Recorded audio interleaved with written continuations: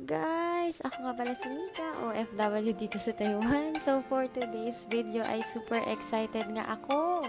Dahil nga meron akong reward para sa sarili ko. Dahil nga sa kasipagan kong mag-work, at gumawa ng mga content para sa inyo. Deserve ko naman sigurong bumili ng vlogging camera. Actually guys, hindi talaga para sa akin to. Para sa inyo talaga to. Para marami pa tayong matulungan, para magkaroon ng idea about dito sa Taiwan. Kaya naman, thank you so much guys! Kayo talaga yung dahilan ng pagbili ko ng vlogging camerang to. So guys, dito nga pala ako sa Sinchu Nova bumili ng aking vlogging camera. Pre-order nga pala yun guys, kasi ang hirap maghanap ng ganong camera. At ang binili ko nga palang camera ay DJI Osmo Pocket 3 Creator Combo. At ang DJI kasi ay may physical store sila dito sa Nova, kaya dito ko napiling bumili. So guys, ang price nga pala nito is 21,990.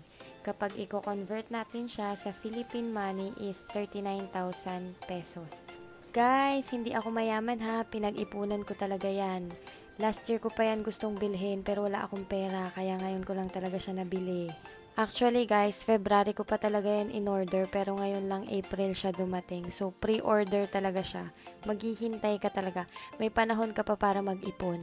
Ang ginagamit ko nga palang camera sa paggawa ng content ko before ay yung iPhone 12 Pro ko. And kung saan naman ako nag-e-edit ay sa CapCut guys.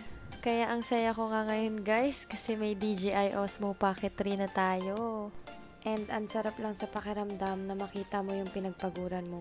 Fruit of labor ko yan guys.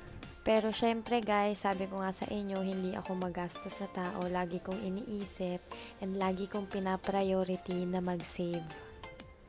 Pero once in a while, deserve naman natin na gumastos para sa sarili natin. Kaya wag naman din kayong mag-guilty.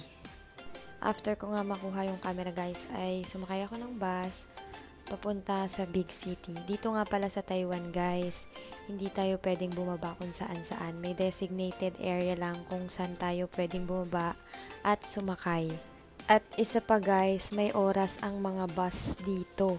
Pero wag kayong mag-alala kasi may ginagamit naman kaming bus tracker, kaya nalalaman namin kung anong oras dadating yung bus kung saan kami papunta. So, yun na nga, pumunta lang talaga ako dito sa big city para kumain. Nagutom kasi talaga ako, guys. Dito nga pala sa Taiwan, guys, no?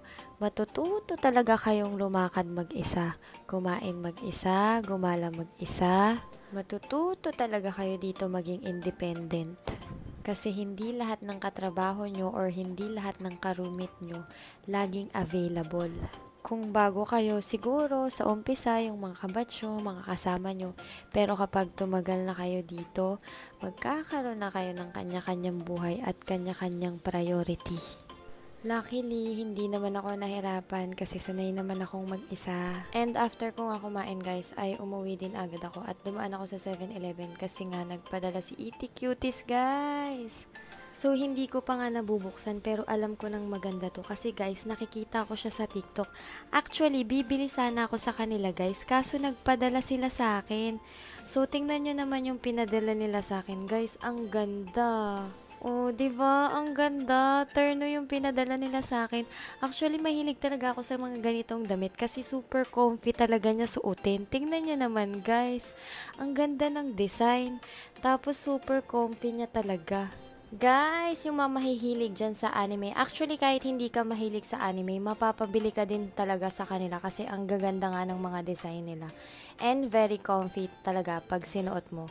So, dito nga pala kayo guys, pwedeng umorder. Ito yung FB page nila and yung TikTok page nila. I-message nyo lang sila guys. Hindi kayo magsisisi guys kasi ang ganda ng quality ng shirt nila. And super comfy. So, yun lang guys. Thank you for watching. Ingat! Be positive in life and always choose to be happy.